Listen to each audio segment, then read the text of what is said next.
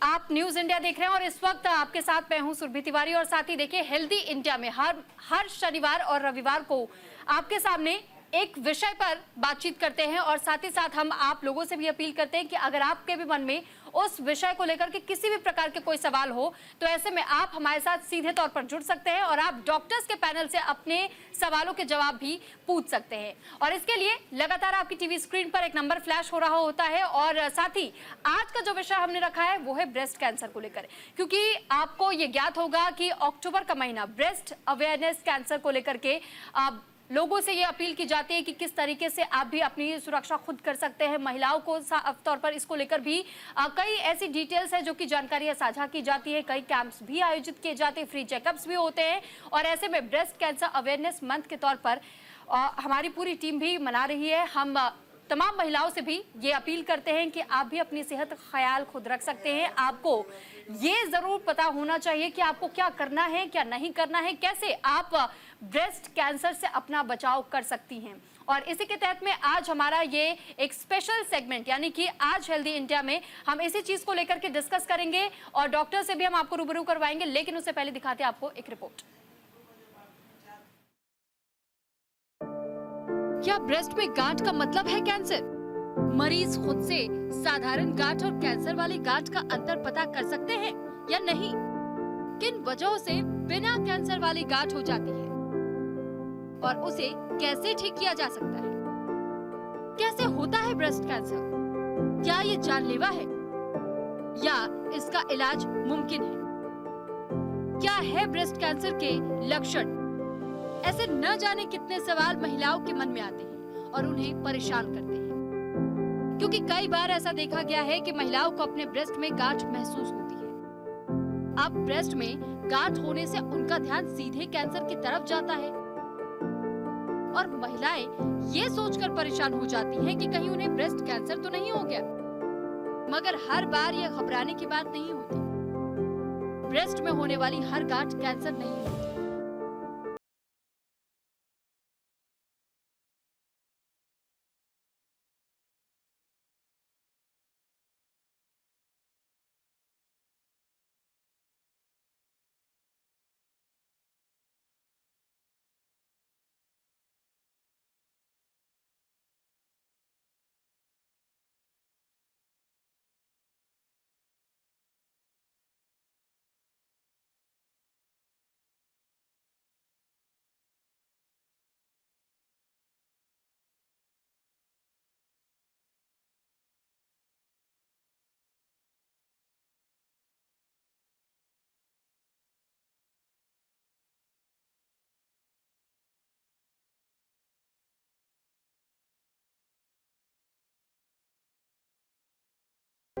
Breast से खून आना।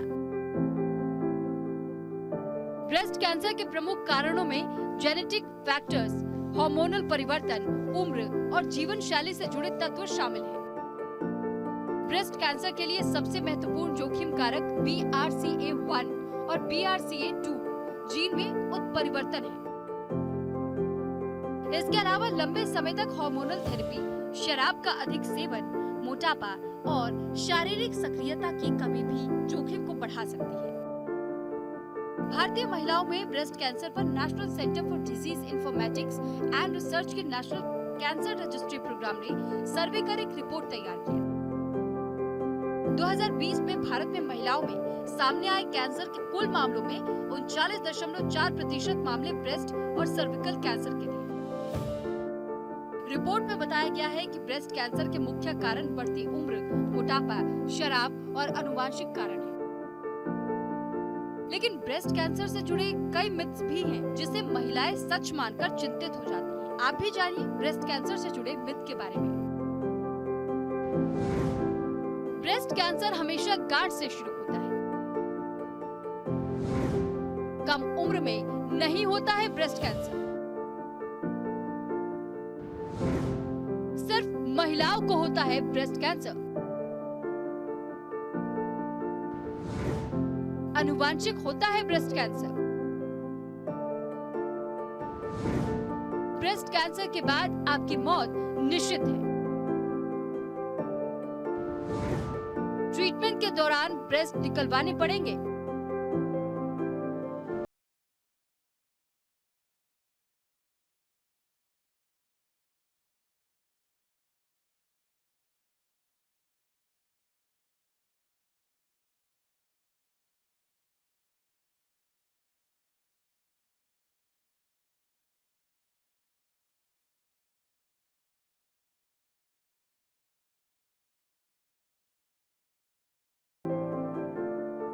बहरहाल भारत में ब्रेस्ट कैंसर के मामले साल दर साल बढ़ते जा रहे हैं और अब ये मामला एक बार फिर से चर्चा में आया है जब टीवी एक्ट्रेस हिना खान को ब्रेस्ट कैंसर से जूझ रही है। न्यूज इंडिया के लिए सुरभि तिवारी की रिपोर्ट। क्या ब्रेस्ट में गांठ का मतलब है कैंसर? मरीज खुद से साधारण गांठ और कैंसर वाली गांठ का अंतर पता कर सकते हैं या नहीं? किन वजहों से बिना कैंसर वाली गांठ हो जाती है और उसे कैसे?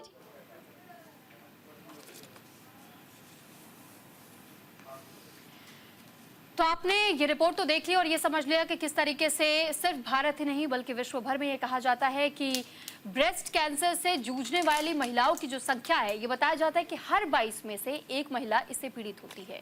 लेकिन ये कैसे होता है, इससे बचाव कैसे किया जा सकता है, इसी पर हम और ज्यादा विस्तार से चर्चा करेंगे क्योंकि हमारे साथ डॉक्टर्स का एक पैनल भी जुड़ चुका है। और सबसे पहले मैं एक एक करके आपको डॉक्टर से रूबरू करवा देती हूँ, उनके नाम मैं आपको आपके सामने रख देती हूँ और उसके बाद आप लोगों के लिए एक नंबर कंटिन्यूअस फ्रेम में आपके टेलीविजन स्क्रीन पर फ्लैश होगा। आप उस पर संपर्क करके हमसे जुड़ सकते हैं और अपने मन में चल रहे सवालों के जवाब आप डॉक्टर से ही पूछ सकते हैं। हमारे साथ इस वक्त जुड़ चुके हैं डॉक्टर प्रियंका सिंह, आप सीनियर कंसल्टेंट है रेडिएशन ऑन्कोलॉजी में। मैम बहुत स्वागत है आपका न्यूज इंडिया पर। और साथ ही हमारे साथ डॉक्टर सुमन करानत भी हमारे साथ जुड़ चुकी हैं, गायने हैं आप और ऑन्कोलॉजिस्ट है। मैम आपका भी बहुत स्वागत है न्यूज इंडिया पर। साथ ही हमारे साथ डॉक्टर आदित्य सारीन, कंसल्टेंट ऑन्कोलॉजी में, बहुत स्वागत है सर आपका भी। और अब हम देखिए प्रोग्राम की शुरुआत करें। सबसे पहले डॉक्टर प्रियंका, सवाल आपसे ही है, जब हम ब्रेस्ट कैंसर को लेकर जिक्र करते हैं तो ये बाकी तमाम कैंसर से, क्योंकि अलग अलग कैंसर्स होते हैं, बाकी तमाम कैंसर से ये डिफरेंट कैसे होता है और क्या ये वाकई बहुत खतरनाक साबित हो सकता है? देखिए, ब्रेस्ट कैंसर इंडिया में, इनफैक्ट वर्ल्ड वाइड, फीमेल्स में होने वाला सबसे कॉमन कैंसर है।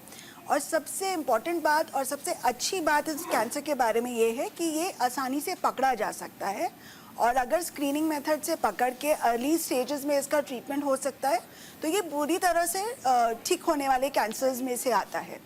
और इसके लिए स्क्रीनिंग के लिए भी आपको बहुत ज़्यादा कुछ नहीं करना पड़ता। अगर आप जागरूक हैं और आप खुद को एग्जामिन खुद कर रहे हैं तो आप इसको बहुत अर्ली स्टेज में खुद पकड़ सकते हैं। ठीक है, और इसी सवाल को थोड़ा सा और मैं मॉडिफाई करने के साथ में मैं डॉक्टर सुमन का भी रुख करना चाहूँगी। डॉक्टर सुमन, आपसे भी हम थोड़ा सा समझना चाहेंगे कि जिन फीमेल्स में बिल्कुल शुरुआती जो स्टेज होती है वो समझ कैसे पाएंगी कि वाकई क्या उन्हें ब्रेस्ट कैंसर ही है, या फिर क्योंकि कई बार हमें कन्फ्यूजन हो जाता है कि ये लंप है, क्योंकि हर गांठ को हम कैंसर नहीं कह सकते, लेकिन कई महिलाओं में लंप का फॉर्मेशन तो होता है, लेकिन वो कैंसर वाला लंप है या नॉर्मल लंप है, ये कैसे हम पहचानेंगे? एक्चुअली सबसे इम्पोर्टेंट चीज होती है, ये जानना बहुत जरूरी है कि ब्रेस्ट कैंसर का जो लंप होता है ना, वो पेनलेस होती है। This is the most important thing. Painless lump हमेशा ब्रेस्ट, मतलब हमेशा ब्रेस्ट कैंसर नहीं होता, बट उसकी तरफ ज्यादा सस्पिशियस होती है। तो ये इम्पोर्टेंट चीज है। अगर पेन होती है तो मोस्ट लाइकली ये इन्फेक्शन है या हार्मोनल चेंजेस भी हो सकती है। और ब्रेस्ट लंप के कारण फाइब्रोएडेमा हो सकती है, फाइब्रोसिस्टिक डिसीज हो सकती है, सिंपल हार्मोनल चेंजेस जो बॉडी, जो मेंस्ट्रुअल साइकिल की चेंजेस जो होती है उसकी वजह से भी हो सकती है। हर लंप ब्रेस्ट कैंसर नहीं होती है। तो डॉक्टर, सवाल मेरा यही था कि इसमें डिफरेंशिएट वो कैसे करें, क्योंकि आपने कहा कि कई बार ये ऐसा होता है कि लंप में अगर होता है तो उसमें पेन होता है, लेकिन कुछ कुछ ऐसे भी केसेस आते हैं कि लंप तो फॉर्म हो जाता है लेकिन उसमें पेन नहीं होता है। तो फिर क्या पेन जिसमें हो रहा है वो नॉर्मल लंप है या वो कैंसरियस लंप है? तो इसको हम थोड़ा सा और बारीकी से डिटेल में समझना चाहेंगे। तो जो पेनफुल लंप्स है यूजुअली वो कैंसर की तरफ पॉइंट करते हैं, कैंसर की तरफ ही उसका लक्षण है जी। अगर कोई लंप बढ़ रही है साइज में, ये इंपॉर्टेंट चीज है, कोई नॉन कैंसरस लंप बढ़ती नहीं है साइज में, जी अगर टाइम के हिसाब से ये लंप भी बढ़ रही है, मोस्ट लाइकली ये कैंसरस लंप है। ठीक है मैम, लौट रही हूँ मैं आपके पास। डॉक्टर आदित्य भी हमारे साथ बने हुए। डॉक्टर आदित्य, मैक्सिमम ऐसे केसेस भी हमने देखे और सुने हैं जिसमें कई ऐसी फीमेल्स हैं जो कि ये तक कहती हैं कि उन्हें ब्लीडिंग का भी सामना करना पड़ रहा है, पेन भी है, स्वेलिंग भी है और ब्लीडिंग भी हो रही है। ये स्टेज कब आती है? सबसे पहले नमस्कार आप सभी को।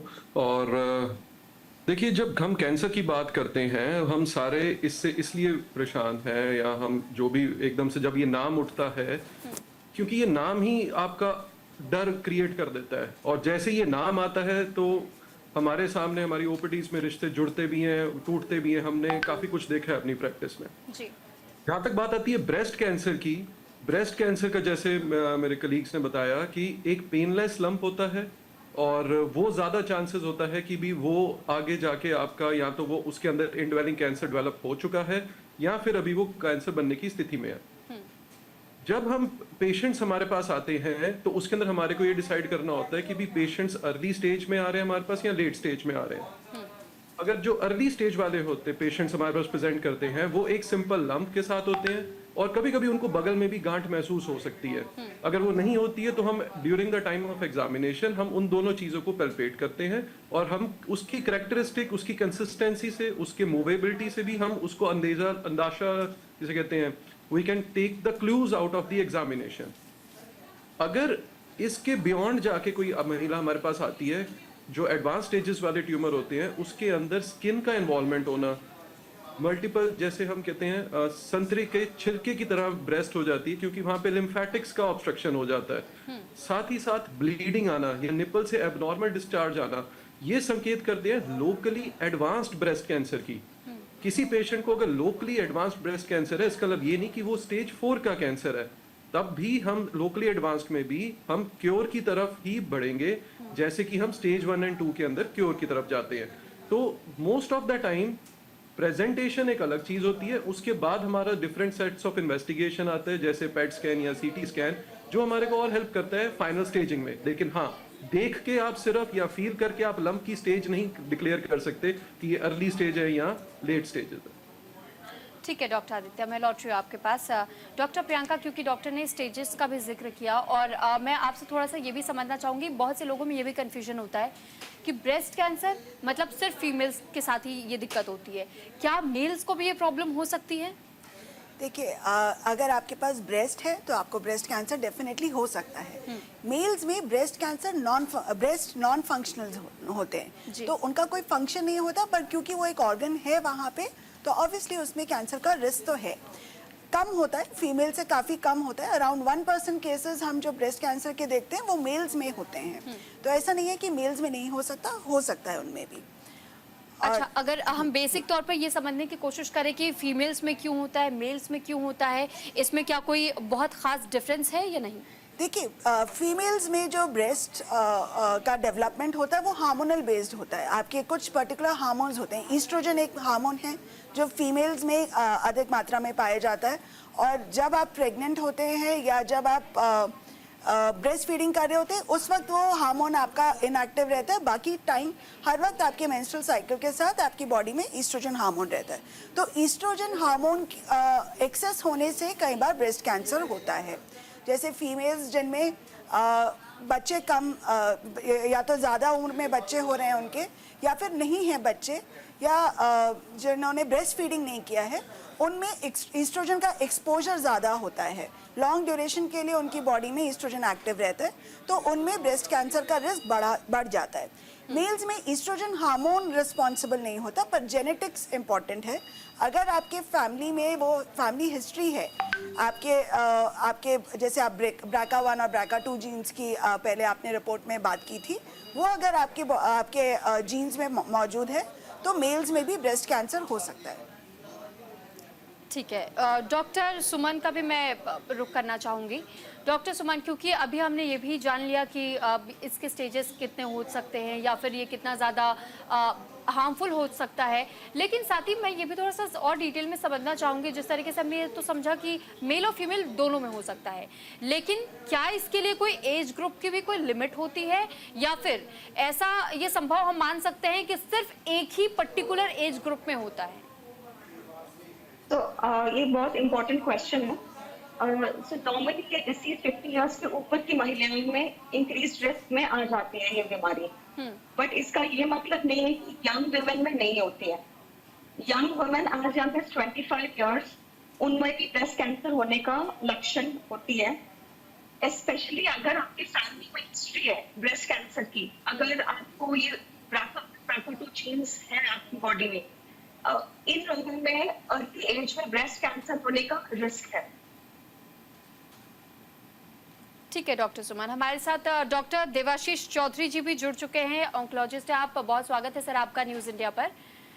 सर, आपसे पहला सवाल मेरा यही रहेगा, क्योंकि हम अब तक कई सवालों को लेकर के बातचीत कर चुके हैं, तो थोड़ा और डिटेल में मैं इसको लेकर समझना चाहूँगी ताकि हमारे दर्शकों को भी ये पता चल सके कि पहला जो स्टेज होता है और उसके बाद लास्ट स्टेज, थर्ड या फोर्थ स्टेज का कैंसर बताया जाता है, तो इसमें वो डिफरेंशिएट कैसे, अगर खुद से भी हम समझना चाहें कि अगर हमें कैंसर के हम स्टेज में एंटर कर चुके हैं तो फिर पहला स्टेज क्या होता है, उसके बाद जब सेकेंड स्टेज की ओर बढ़ते हैं तो उसमें क्या कुछ चैलेंजेस होते हैं, थर्ड स्टेज में कितने चैलेंजेस होते हैं, इसे थोड़ा सा ब्रीफ कीजिएगा।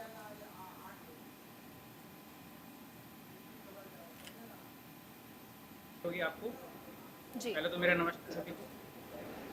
तो जैसे हम स्टेजेस के साथ सिम्टम की बात करते हैं तो उसमें एक चीज़ हमें ये ध्यान रखनी है, स्टेज 1 में भी एसिम्प्टोमेटिक हो सकते हैं, कोई सिम्टम, कोई लक्षण या कोई सिम्टम ना बनाए। अब हम जब जैसे जैसे साइज बढ़ता है तब ये महसूस होने लगती है। जब ये एक साइज की आगे चली जाती है को इफेक्ट करने लगती है, के कांटेक्ट में आ जाता है, तो ये से ब्रेक होकर लिम्फ नोड्स में जाता है, एक्सिला यानी तक। जब ये स्टेज और आगे ब्लड के। ठीक है डॉक्टर देवाशीष, मैं आपके पास लौटूंगी। आपके ऑडियो में कुछ तकनीकी खामी है और ऑडिबल नहीं है बहुत प्रॉपर्ली। इस बीच एक कॉलर हमारे साथ महक दिल्ली से जुड़ चुकी है। महक जी, बहुत स्वागत है आपका न्यूज़ इंडिया पर, आप अपने सवाल पूछ सकती हैं।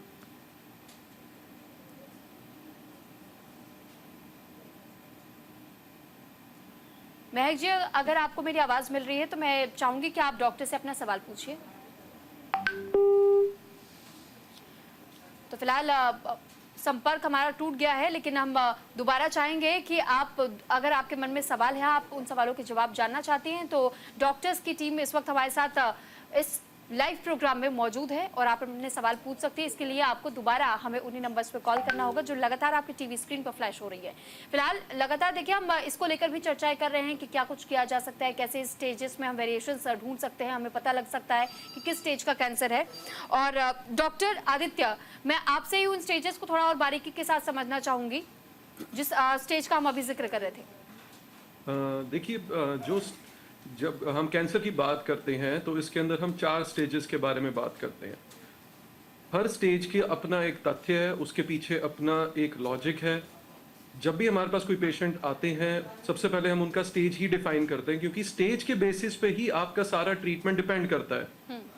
जो अर्ली स्टेज के ट्यूमर्स होते हैं, जैसे स्टेज 1, 2 एंड 3, इसका मतलब है कि भी प्रॉब्लम या तो सिर्फ ब्रेस्ट में है या उसकी बगल की गांठ में गई है, तो उनको हम अर्ली स्टेज कहते हैं। बहुत सरल शब्द में, उस शब्दों में ये बोला जाता है।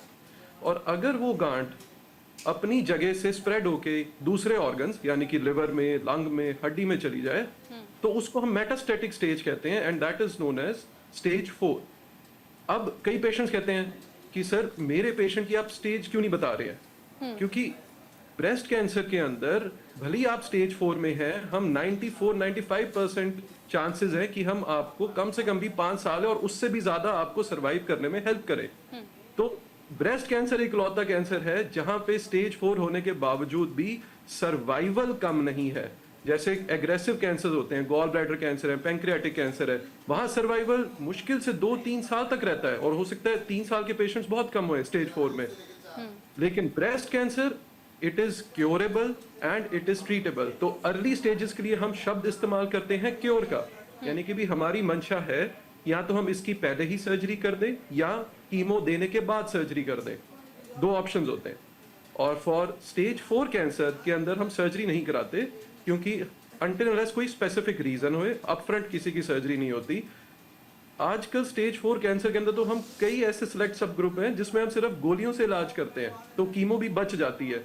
तो even a patient is in early stage और patient is in the later stage, breast cancer के सर्वाइवल बहुत अच्छे हैं। तो आप उस चीज के ऊपर ज्यादा फोकस ना करिए, आप अपने बस इलाज पे फोकस करिए और अपने डॉक्टर पे। तो डॉक्टर, सेफ्टी के चांसेस कितने होते हैं? क्योंकि कई लोगों को ये भी मिसकंसेप्शन है कि अगर किसी को ब्रेस्ट कैंसर हो गया तो फिर उनकी जान नहीं ही बचेगी। चाहे देखिए, अगर हम एक्ट्रेस हिना खान का जिक्र करते हैं, जब उनके शरीर में ब्रेस्ट कैंसर का डिटेक्शन हुआ था तो उस दौरान भी कहा गया कि वो स्टेज 3 के ऊपर बढ़ चुकी है और तब उन्हें इस बात की नॉलेज मिली कि वो स्टेज 3 पर पहुंच चुकी है और ये ब्रेस्ट कैंसर अब बहुत ज्यादा आगे बढ़ गया और इसकी वजह से उनके लिए और ज्यादा ओवरडोजेस होंगी, बहुत ज्यादा ट्रीटमेंट्स होंगे। तो फिर वो लास्ट स्टेज जब एक पेशेंट अपनी होप खो देता है, वो कौन से स्टेज पे हम समझ पाते हैं या कब तक सिर्फ क्यूरेबल हम इसे कह सकते हैं? मैम, पहली बात अगेन, हम होप्स नहीं खोने देते। हमारे आई थिंक जितने भी कलीग्स हैं इस बात से एग्री करेंगे। हमारा पूरा ट्रीटमेंट मेक श्योर करता है, हमारी काउंसलिंग मेक श्योर करती है कि वो हमारे ट्रीटमेंट से मतलब बीमारी को या तो हम क्योर की तरफ लेके जाएं या कंट्रोल की तरफ लेके जाएं। जैसे हिना खान की आपने बात करी, तो अब ऑब्वियसली क्योंकि वो सेलिब्रिटी हैं, बहुत चर्चा में आती हैं ऐसी चीजें और डिस्कशन में, और उसके साथ साथ ना कई लोग मिथ्स भी फैलाने की कोशिश करते हैं। तो ये आपका जो प्लेटफॉर्म है, ये हमारे को इंफॉर्मेशन डिसेमिनेट या अवेयरनेस करने में हेल्प करता है कि इवन इन स्टेज 3 आपकी अपफ्रंट सर्जरी ना करा के आपके जो बीमारी है लोकली एडवांस को पहले उस हम गांठ को छोटा करते हैं और जैसी छोटा होती है फिर हम सर्जरी की तरफ रुख बदलते हैं। ठीक है डॉक्टर, इस बीच एक कॉलर हमारे साथ महक दोबारा जुड़ चुकी है। महक जी, आप अपना सवाल पूछ सकती है। मैम, मुझे ये पूछना है कि जैसे कि मुझे ब्रेस्ट में पेन जो होती है वो कम होती है और गांठ महसूस हो रही है। डॉक्टर से दवाई भी चल रही है, दवाई का नेम प्रीमोस है। तो ये क्या इसका आप मुझे को थोड़ा क्लियर कर सकते हैं? ठीक है, आप कॉल पर बने रहिएगा। डॉक्टर आदित्य, आपसे सवाल का जवाब चाहेंगे। मैम, सबसे पहले तो मेरे को पेशेंट की एज समझनी होगी कि उनकी उम्र क्या है। एज 24। और आपको ये प्रॉब्लम ब्रेस्ट में गांठ महसूस हो रही है या फिर पेन महसूस हो रहा है? कई बार तो पेन नहीं होती है, गांठ महसूस होती है। कभी कभी उसमें पीरियड के टाइम में पेन होती है, वैसे पेन महसूस नहीं होती है, गांठ महसूस होती है। और आपकी फैमिली में किसी को कैंसर की शिकायत? कभी किसी को आपकी मदर, मौसी या नानी कहीं पे नानी को थी। ओके, सो कंसिडरिंग कि आपका जेनेटिकली थोड़ा सा हाई रिस्क है, बट एनीवेज वो आपके ग्रैंड मदर की साइड में है, तो मेरी रिकमेंडेशन अभी सिंपल रहेगी, आप सिर्फ एक अल्ट्रासाउंड ब्रेस्ट कराइए। अगर अल्ट्रासाउंड ब्रेस्ट कुछ डिटेक्ट करता है तो फिर अगला स्टेप ऑफ इन्वेस्टिगेशन वहीं पर डिसाइड होएगा। बट हर चीज जो जैसे कि कंप्लेंट्स आपके आ रहे हैं कि भी वो मेंसेस के साथ होते हैं, अब प्रोबेबिलिटी यही होगी कि ये बिनाइन निकलना चाहिए, बट क्योंकि कंसिडरिंग आपने एक इंपॉर्टेंट इंफॉर्मेशन दी है कि फैमिली हिस्ट्री आपकी पॉजिटिव है, so I would recommend to go for an ultrasound breast. Sir, actually मैंने एक बार अल्ट्रासाउंड उसमें करवाया था, तो उसमें डॉक्टर ने 25% कहा था कि ये कैंसर का वो है लम्ब, 25%। मैम, आई थिंक अगर 25% का था तो उसको या तो आगे आप सुई की जांच से कंफर्म करिए, क्योंकि इवन 1% मैं आपकी एज पे रिस्क नहीं लूंगा क्योंकि आप यंग हैं, और अगर 25% बोला है तो प्लीज उसको यस या नो में आप कंफर्म करिए। FNAC या FNAC तो नहीं, बायोप्सी से आप कंफर्म करिए और आगे अपने टेस्ट कराइए। ठीक है, चलिए, बहुत शुक्रिया महक जी आपका हमारे साथ जुड़ने के लिए, अपना सवाल पूछने के लिए। और डॉक्टर्स का पैनल लगातार हमारे साथ बना हुआ है, लेकिन फिलहाल हेल्दी इंडिया के इस प्रोग्राम में वक्त चला एक छोटे से ब्रेक का, जल्द हाजिर होंगे।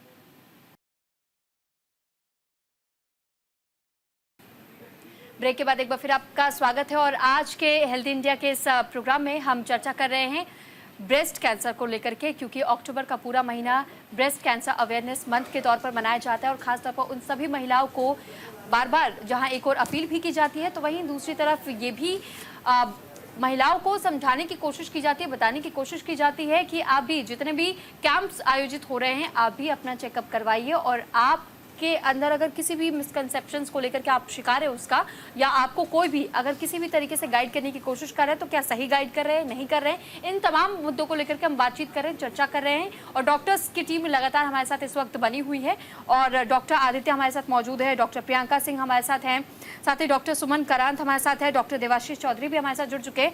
तो डॉक्टर देवाशीष से क्योंकि मेरा उस वक्त भी सवाल रह गया था, तो डॉक्टर देवाशीष सबसे पहले मैं इस बार आपका रुख कर रही हूँ।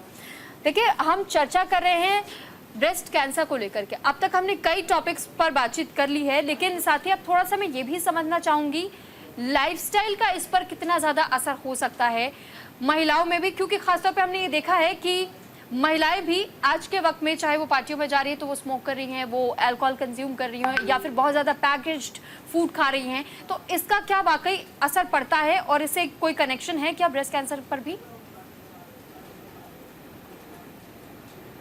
मैडम, अब मेरी आवाज आ पा रही है? जी जी जी डॉक्टर। तो देखिए, इसमें जो लाइफस्टाइल है बहुत फर्क पड़ता है और मैं ये किसी कैंसर के लिए एक जनरल चीज़ है, मैं इसको इस तरह से बताना चाहूँ, लगभग 50% कैंसर ऐसा में कोई भी रिस्क फैक्टर हमेशा मिल सकता है। 50% में कोई कैंसर किसी में भी हो सकता है। तो 50% है जिसमें कई सारे रिस्क फैक्टर आते हैं, जिनमें से आपने अभी एक है स्मोकिंग, एज, ब्रेस्ट कैंसर में जैसे एज बढ़ती है वैसे कैंसर होने की संभावना होती है। अगर उन फीमेल पहले हिस्ट्री रही है, साइड में कैंसर है, दूसरी साइड जो साइड में ब्रेस्ट कैंसर। डॉक्टर देवाशीष, एक बार फिर मैं आपसे माफ़ी चाहूँगी, मुझे लग रहा है कुछ कनेक्शन में इश्यूज़ हैं जिस वजह से आपके ऑडियो ब्रेकेज हो रही है और इस वजह से आपकी ऑडियो बहुत क्लियर हम तक नहीं पहुँच पा रही है। मैं आपके पास लौटूंगी। डॉक्टर प्रियंका, क्योंकि हम इससे पहले भी चर्चा कर रहे थे और जिक्र भी कर रहे थे, एज ग्रुप पर भी हमने बातचीत की, लाइफस्टाइल पर भी बात की, स्टेज पर भी बातचीत की, लेकिन स्टेज पर थोड़ा सा मैं और ज़्यादा ब्रीफ आपसे चाहूँगी कि जब पहला स्टेज होता है तो अगर हम ट्रीटमेंट के लिए जाते हो उस वक्त ट्रीटमेंट्स क्या होते हैं, सेकेंड स्टेज पर ट्रीटमेंट्स क्या होते हैं, और अगर घर पर कोई खुद से भी एक बार चेक करना चाहता है कि क्या उसे वाकई ब्रेस्ट कैंसर ही है या ये नॉर्मल लंप है, तो घर पर हम इसे कैसे पता कर सकते हैं? देखिए, हम सभी महिलाओं को 20 साल की ऊपर की सभी महिलाओं को सजेस्ट करते हैं कि आपको महीने में एक बार खुद का चेकअप खुद करना चाहिए। उसके लिए आपको ज़्यादा कुछ नहीं करना है। जैसे अभी एक कॉलर का भी सवाल था कि उनको अपने ब्रेस्ट में कुछ लंप फील होता है जो कि पीरियड्स के दौरान पेनफुल हो जाता है। सो ये कॉमन चीज़ है ज़्यादातर महिलाओं के शरीर में, क्योंकि हार्मोनल चेंजेस होते रहते हैं आपके पीरियड्स के साथ, तो कुछ ना कुछ छोटे मोटे लम्प्स फील होते हैं ड्यूरिंग आपके पीरियड्स के दौरान और पीरियड से कुछ समय पहले। तो हम सजेस्ट करते हैं कि पीरियड्स ख़त्म होने के एक हफ्ते बाद, जब तक आपके बॉडी में वो हार्मोनल चेंजेस वापस से रिवर्स हो जाते हैं, तब कोई एक हफ्ते बाद का डे फिक्स कर लीजिए। या जिन महिलाओं में पीरियड्स नहीं हो रहे हैं, या तो वो प्रेग्नेंट हैं या उनकी सर्जरी हो चुकी है, हिस्टेक्टमी हो चुकी है, या जिनमें मेनोपॉज हो चुका है, उन महिलाओं को कोई भी महीने का एक दिन, चाहे आप फर्स्ट संडे फिक्स कर लीजिए या 31st ऑफ द मंथ या 30th of the month fix कर लीजिए, किसी एक दिन अपने आप ब्रेस्ट खुद एग्जामिन करने चाहिए। आपको कुछ नहीं करना है, आप शीशे के सामने खड़े होइए नहाते वक्त, अपने ब्रेस्ट में फील करके देखिए। अगर आपको कोई गांठ इस वक्त महसूस हो रही है जो पिछले महीने नहीं थी, तो आपको चिंता होनी चाहिए। आपका यूजुअली जो ब्रेस्ट कैंसर की गांठ होती है वो पेनलेस होती है। स्टार्टिंग में वो पेनलेस होती है, बहुत मामूली से छोटे से साइज़ की होगी, तो वो यूजुअली स्टेज जब आप उसको चेक कराएंगे, अगर उसमें कैंसर निकलता है तो शुरुआत में जो फर्स्ट स्टेज के कैंसर्स होते हैं वो बहुत छोटी गांठ की तरह प्रेजेंट होते हैं। सेकेंड स्टेज में वहीं पे वो गांठ होगी पर उसका साइज़ थोड़ा बढ़ जाएगा। थर्ड स्टेज में वो आपको गांठ तो महसूस होगी ही, उसके साथ साथ आपको स्किन में कुछ चेंजेस महसूस हो सकते हैं, आपका निपल अंदर की तरफ जा सकता है, आपको अपने बगल में आर्मपिट में कुछ गांठ महसूस हो सकती है, जो कि लिम्फ नोड्स में जब कैंसर चला जाता है उसको कहते हैं। और 4th स्टेज कैंसर की वो होती है जिसमें कि आपका बॉडी से आपके ब्रेस्ट से निकल के बॉडी के किसी और पार्ट, जैसे आपके लंग्स में, आपके लिवर में, आपके बोन्स में, आपके ब्रेन में, यहाँ कहीं अगर वो कैंसर सेल्स फैल जाते हैं तो उसको स्टेज 4 बोलते हैं। ठीक है मैम, इस पर हम थोड़ा और डिटेल में बात करेंगे, लेकिन इस बीच एक कॉलर हमारे साथ योगेश जी जुड़ चुके हैं हरियाणा से। योगेश जी, बहुत स्वागत आपका न्यूज़ इंडिया पर, आप अपना सवाल पूछ सकते हैं। जी मैम, पहले तो मैं नमस्कार करना चाहूँगा आप सभी को। जी नमस्कार। और मैम मेरा सवाल ये था कि मेरी वाइफ को ब्रेस्ट कैंसर है, उनकी सर्जरी हो चुकी है, रेडिएशन और कीमोथेरेपी भी हो चुकी है उनकी, और उनका अभी ER/PR पॉजिटिव है, तो उसके लिए अभी हमें आगे क्या गाइडलाइन है, दोबारा होने की क्या चांसेस है मैम हमारे? ठीक है, आप कॉल पर बने रहिएगा। Doctor Priyanka ji, ER/PR positive होने का मतलब है कि उनको हार्मोनल थेरेपी की ज़रूरत है। आपके डॉक्टर ने आई एम श्योर सजेस्ट किया होगा कि उनको एटलीस्ट 5 साल, और अगर कोई दवाई का कोई और असर नहीं होता है, कोई और साइड इफेक्ट नहीं होता है, तो मैक्सिमम 10 साल तक एक टैबलेट होती है वो खाने की ज़रूरत है। वो टैबलेट कैंसर को वापस आने से रोकने के लिए होती है। कौन सी टैबलेट देनी है वो उनके एज के हिसाब से आपके डॉक्टर डिसाइड करेंगे, तो आप अपने डॉक्टर से मिलिए और वो हार्मोनल थेरेपी शुरू कराइए, और हार्मोनल थेरेपी कंटिन्यू कीजिए विदाउट एनी ब्रेक। वो कैंसर को वापस आने से रोकने की एक कारगर थेरेपी है। मैम क्या है, क्या ब्रेस्ट कैंसर के पेशेंट को यूट्रस का या ओवरी का कैंसर होने के चांसेस बढ़ जाते हैं, ऐसा भी है क्या? सॉरी, मैं आपका क्वेश्चन समझी नहीं, फिर से रिपीट कीजिए प्लीज। इनका सवाल ये है कि क्या ओवेरियन कैंसर भी इससे खतरा इसका बढ़ता है, या यूटेरस कैंसर में तब्दील हो सकता है क्या ये? बिल्कुल, ये कैंसर्स रिलेटेड होते हैं। आपके बॉडी में जो भी हार्मोन्स हैं वो इन तीनों ऑर्गन्स में काम करते हैं, तो ये तीनों कैंसर रिलेटेड हो सकते हैं। तो आपको रेगुलर चेकअप्स पे रहना ज़रूरी है। आप अपने डॉक्टर से अपने ब्रेस्ट कैंसर के फॉलोअप के लिए मिलेंगे ही, तो वो इस चीज़ का जांच वो हर आपके फॉलोअप पे करेंगे। तो ऐसा नहीं है कि होगा ही, पर रिस्क ज़रूर है। ठीक है, ठीक है मैम, थैंक यू। बहुत शुक्रिया योगेश जी आपका हमारे साथ जुड़ने के लिए। डॉक्टर प्रियंका, मैं आपके पास लौट रही हूँ, लेकिन डॉक्टर सुमन, आपसे भी एक सवाल है मेरा इसी मुद्दे को लेकर के, क्योंकि जैसे अभी एक कॉलर ने भी जिक्र किया कि वो डॉक्टर्स के पास जा रहे हैं। कई बार हमने ये देखा है कि कुछ पेशेंट्स बीच पे ब्रेक कर देते हैं उस फॉलोअप चेकअप को, और अगर एक बार या दूसरी बार जब वो विजिट करते हैं, उन्हें जो दवाइयाँ दी जाती है उसका थोड़ा सा असर अगर उन्हें दिखाई देता है, लंप फॉर्मेशन जो हुआ होता है, लंप अगर मान लीजिए खत्म हो गया, तो फिर पेशेंट भी डॉक्टर के पास जाना छोड़ देते हैं। ये कितना रिस्की हो सकता है, और क्या फॉलोअप्स कंटिन्यू रखना बहुत ज़्यादा ज़रूरी है ऐसे केसेस में या नहीं? एक्चुअली आपने एक बहुत इम्पोर्टेंट चीज हाईलाइट किया है, दी फॉलोअप्स जो होनी चाहिए, जो रेगुलर चेकअप्स जो होनी चाहिए।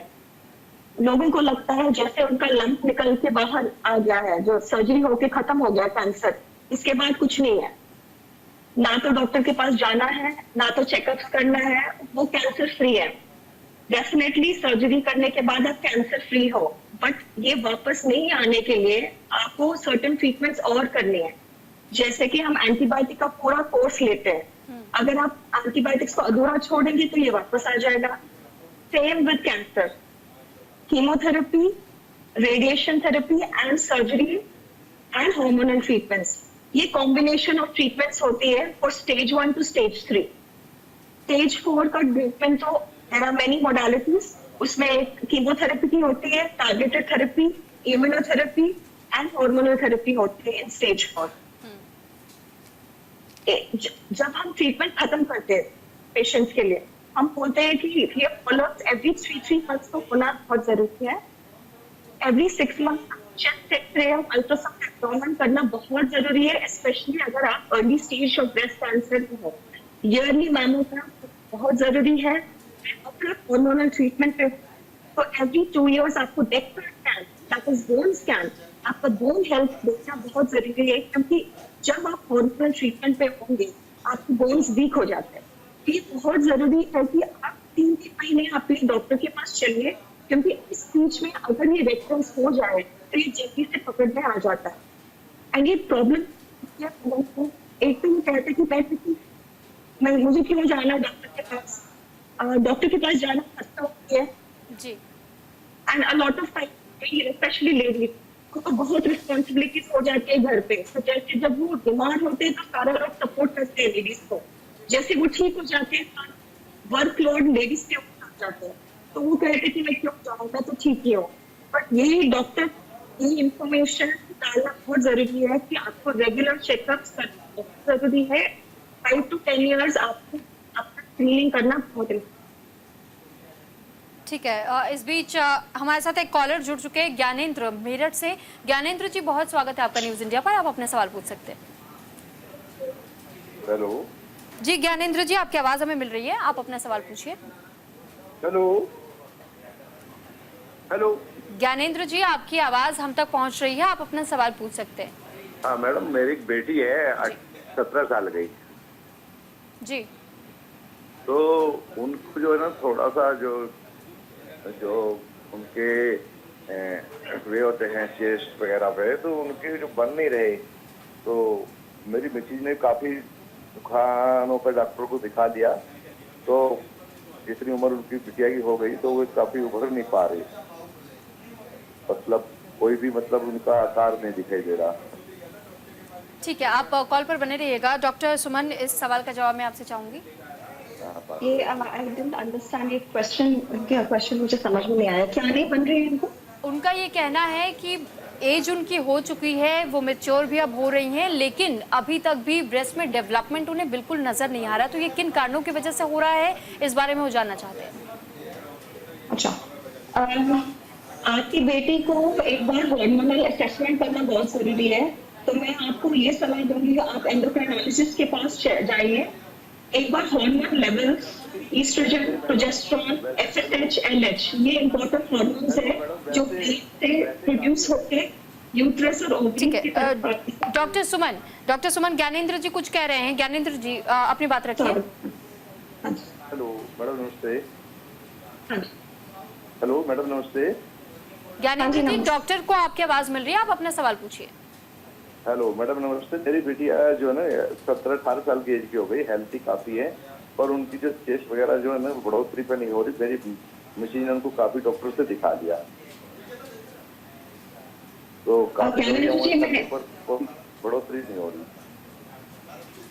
ज्ञानेंद्र जी, मैं आपको यही सलाह दे रही हूँ, आप एक एंडोक्राइनोलॉजिस्ट के पास जाइए, आपके डॉक्टर की हार्मोनल टेस्ट करना बहुत जरूरी है। मुझे लग रहा है इम्बैलेंस है, उसकी वजह से डेवलपमेंट नहीं हो गया। तो डॉक्टर मैडम काफी दिखा दी, तो कहीं भी वो नहीं हो रहा, कहीं भी काफी दवाइयाँ काफी दिखा। ज्ञानेंद्र जी, डॉक्टर का ये सवाल है आपसे कि क्या आपने अब तक अपनी बिटिया का हार्मोनल टेस्ट करवाया है? हाँ जी, कराया जी। हार्मोनल टेस्ट में अब तक के डॉक्टर्स ने क्या बताया आपको? उन्होंने ये बताया कि ये वो अपने समय पर ठीक हो जाएंगी, ये दवाइयाँ वगैरह, ये बताया है जी। ठीक है डॉक्टर। ज्ञानेंद्र जी, आपको मैं ये सलाह दूंगी, आप एंडोक्राइनोलॉजिस्ट जो स्पेशलिस्ट होते हैं ना, इस विभाग के स्पेशलिस्ट होते हैं, उनके पास आप सलाह ले लीजिए। सारे डॉक्टर्स के पास बस जाइए, सब स्पेशलिस्ट होते हैं, एक पर्टिकुलर एरिया के स्पेशलिस्ट होते हैं। जैसे हम कैंसर की स्पेशलिस्ट है, वो हार्मोन की स्पेशलिस्ट है, आप उनके पास जाइए, वो आपको राइट सलाह देंगे। ठीक है, ठीक है ज्ञानेंद्र जी, बहुत शुक्रिया आपका हमारे साथ जुड़ने के लिए। डॉक्टर देवाशीष, अगर आपकी ऑडियो आप प्रॉपर हो तो मैं आपसे अगला सवाल पूछना चाहूँगी, क्योंकि अभी देखिए जिस तरीके से हम जिक्र भी कर रहे थे कि कई ऐसे फीमेल्स होती हैं जिनकी ये भी शिकायत होती है कि अगर उनके ब्रेस्ट में कोई लंप फॉर्म भी हो रहा होता है तो वो इनर वियर्स तक नहीं पहन पाती है। किसी किसी को बहुत ज़्यादा पेन होता है, किसी किसी के साथ डिस्चार्ज की प्रॉब्लम होती है और कई बार ब्लीडिंग भी हो जाती है। तो ये किस स्टेज में होता है, ये कितना खतरनाक हो जाता है, स्वेलिंग होने के साथ साथ में कलर चेंज होना, तो ये कौन सा स्टेज हम इसे रेक्टिफाई कर सकते हैं? मैडम देखिए, इसके ना 2-3 पहलू होते हैं जी। क्या मेरी आवाज़ अभी ठीक है, बेहतर है? जी जी जी बिल्कुल। एक चीज़ तो ये है कि अगर ये नॉन कैंसरस चीज़ें हैं और लेडी फील करती हैं कि उनको ऐसा लंप है और साथ में पेन एसोसिएटेड है, इसका ज़्यादातर कॉज जो देखा जाता है वो एक साइकोलॉजिकल, जिसके लिए विशेष तरह से कोई की जरूरत नहीं पड़ती। जब हम कैंसर की बात करें, कैंसर में जब ऐसा हो रहा है इनर लेयर पहनने से तो तकलीफ हो रही है, परेशानी हो रही है, एडवांस स्टेजेस में होता है, स्किन फूलने लग जाती है, जख्म, तो ये स्किन के नर्व होते हैं एक्सपोज, ये इन भारी वस्तु से आएंगे जैसे कि है, तो ये ज़्यादा सेंसिटिव होता है इनमें होता है। यूजुअली जब लोगों की एडवांस स्टेज होती है तब इस तरह की दिक्कत आती है। शायद ऑडियो में अभी भी problem. Sir I am really sorry to inform you but आपके ऑडियो में अभी भी कुछ टेक्निकल फॉल्ट है। आप सर आराम से अपनी बात रखिए क्योंकि ऐसे आपकी आवाज़ प्रॉपर आ रही है। मैं दोबारा बोलूं? सर माफ़ी चाहूँगी आपसे लेकिन मैं दूसरे गेस्ट के पास मुझे मजबूरन जाना पड़ेगा। इस बीच हमारे साथ डॉक्टर आदित्य भी लगातार काफ़ी देर से बने हुए हैं। डॉक्टर आदित्य, क्योंकि हम देखिए इसी बात का जिक्र कर रहे थे, हम लाइफस्टाइल को लेकर भी बातचीत कर चुके, स्टेज को लेकर भी बातचीत कर सके, लेकिन अब लाइफस्टाइल को लेकर मैं थोड़ा और समझना चाहूँगी क्योंकि कई ऐसी चीज़ें होती हैं जिसमें डॉक्टर्स हमें ये सजेस्ट करते हैं कि आप ऐसे खानों से बहुत ज़्यादा बचने की कोशिश कीजिए, इससे आपके लिए बहुत ज़्यादा हार्मफुल इफेक्ट साबित हो सकते हैं। अगर मेडिसिन चल रही हैं, उस मेडिसिन के दौरान भी हमें क्या क्या चीज़ें अवॉइड करनी चाहिए, क्या एक्सरसाइज करना चाहिए, क्या नहीं करना चाहिए, इसको लेकर भी थोड़ा और डिटेल में मैं आपसे जानना चाहूँगी। आई थिंक आपका सवाल दो तरीके से जो मैं समझ पा रहा हूँ। एक तो आप मेरे से जानना चाहते हैं प्रिवेंशन के बारे में, और एक जिन पेशेंट्स का ट्रीटमेंट ऑन गोइंग है वो अपनी डाइट में क्या मॉडिफिकेशन कर पा रहे हैं। बिल्कुल डॉक्टर जी। ओके, सो पहले हम बात करते हैं कि भी हम ये कैंसर बन नहीं ना दें, दैट इज द प्रिवेंशन। तो प्रिवेंशन के लिए आज आपने खुद ही एक्सेप्ट किया है कि भी लाइफस्टाइल मॉडिफिकेशंस इतने हो रहे हैं, लोग बाहर जा रहे हैं एंड फीमेल्स भी बाहर जा रही हैं। जो पहले हमारी कंजर्वेटिव सोसाइटी थी अब वो काफ़ी ओपन हो रही है। And smoking and alcohol they are contributing major consumption in India, और साथ ही साथ इनका सेवन अब फीमेल्स में भी उतना बढ़ता जा रहा है। तो आपको ये जान के आश्चर्य होगा कि जो हार्मोनल हम बात कर रहे हैं सारी, उसमें एक हार्मोन होता है ईस्ट्रोजन, जिसकी वजह से फीमेल्स के जो रिप्रोडक्टिव ऑर्गन्स की डेवलपमेंट में जो मदद करता है, वो अगर एबनॉर्मल क्वांटिटी में, एबनॉर्मल एक्सेस लेवल में जब प्रोड्यूस होता है, तब ब्रेस्ट के अंदर भी कुछ प्रोलिफरेटिव चेंजेस आ सकते हैं। प्रोलिफरेटिव मतलब सेल्स और मल्टीप्लाई करेंगे, डिवाइड करेंगे। तो जब अल्कोहल बॉडी के अंदर सेवन किया जाता है तो एक तरफ से ऑलरेडी ईस्ट्रोजन की मात्रा बहुत ज्यादा होती है, और साथ में हर पेशेंट में नहीं, कुछ यंग फीमेल्स के अंदर अल्कोहल का कंटेंट आपके ब्रेस्ट के अंदर भी मेटाबोलाइज होता है, and that can create alcohol से जो निकलने वाला तत्व है जिसका नाम है एसिटल्डिहाइड, जो अपना फर्दर कैंसरोजेनिक पोटेंशियल रखता है। तो हमारे पास जो यंग फीमेल्स आती हैं और जब भी हमने उनसे हिस्ट्री पूछी है तो आप यकीन नहीं मानेंगे, मोर देन 90% ने मेरे को एक्सेप्ट करके गए कि हमने अल्कोहल का सेवन किया है।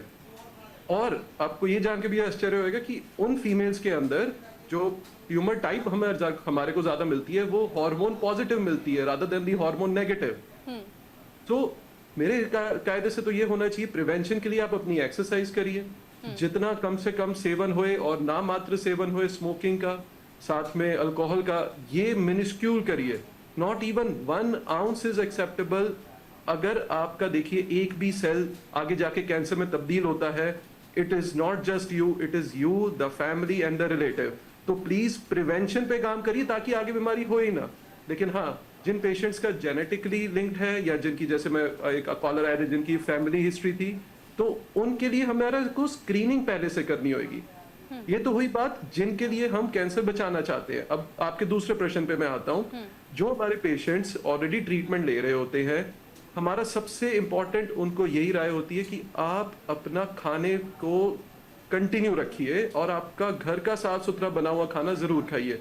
क्योंकि होता क्या है कि जैसे ही हमारा अगर पेशेंट कीमो पे होता है तो उनमें भूख या जीभ के अंदर स्वाद की कमी के आने की वजह से भूख कम लगती है, जिसकी वजह से उनका वेट कम होता है और फिर हमारा treatment interruption and treatment delays होते हैं, जो अल्टीमेटली क्लिनिकल आउटकम पे हमारे इम्पैक्ट डालते हैं। हम उनको यही राय देते हैं कि आप एपेटाइट घर का साफ सुथरा खाना रखिए, हाई प्रोटीन डाइट लीजिए, खूब सारा पानी पिए, कम से कम 2 से 3 लीटर पानी पिए। ये मेजर थिंग्स है।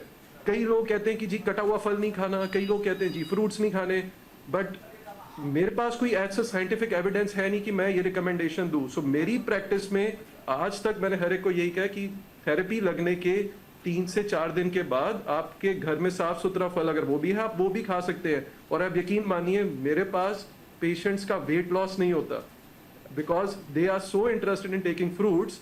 सो वो जो मिथ थी जिसने सबने बनाई हुई है, I think that should be remain a myth and it should be busted. ठीक है डॉक्टर आदित्य। डॉक्टर प्रियंका, मैं आपसे भी थोड़ा सा और इसे समझना चाहूँगी, क्योंकि लाइफस्टाइल की चर्चा तो हमने कर ली, डॉक्टर ने स्क्रीनिंग का जिक्र किया।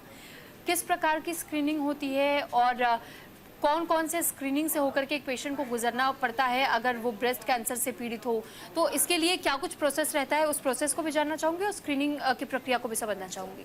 देखिए, स्क्रीनिंग कहते हैं उन टेस्ट को जो हम कैंसर के होने से पहले उसको पकड़ने के लिए कहते हैं। अगर बहुत सारी महिलाएं एक रूम में हैं तो हमें कैसे पता चलेगा कि उनमें से किन महिलाओं में कैंसर होने का रिस्क है?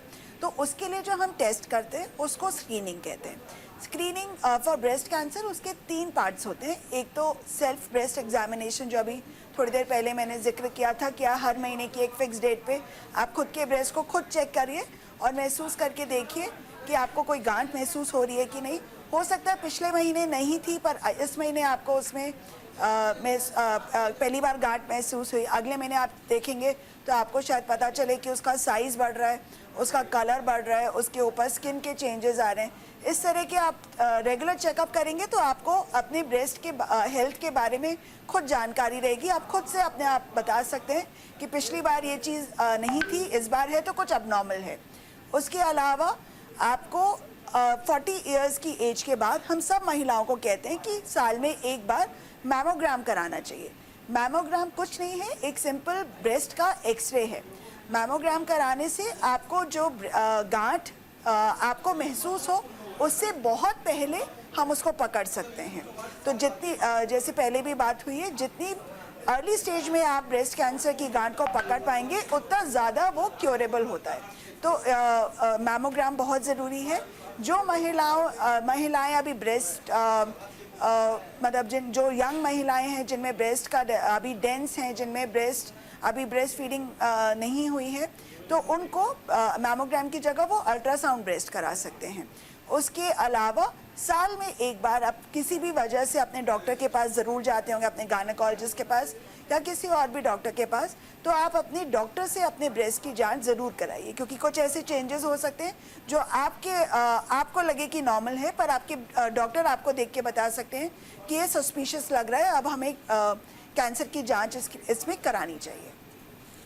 ठीक है डॉक्टर, बहुत शुक्रिया आपका। और इसी के साथ देखिए हमारे कार्यक्रम भी बिल्कुल अंतिम पड़ाव की ओर बढ़ चुका है, क्योंकि समय का थोड़ा सा अभाव है। इसी के साथ आप सभी डॉक्टर्स का मैं धन्यवाद करना चाहूँगी। आप हमारे साथ जुड़े, doctor Aditya, doctor Priyanka, doctor Suman और डॉक्टर देवाशीष, आप सभी का बहुत शुक्रिया हमारे साथ जुड़ने के लिए, हमारे दर्शकों के सवालों के जवाब देने के लिए। अब आपसे मुलाकात होगी हेल्दी इंडिया में अगले शनिवार और रविवार एक नए टॉपिक के साथ। तब तक के लिए नमस्कार।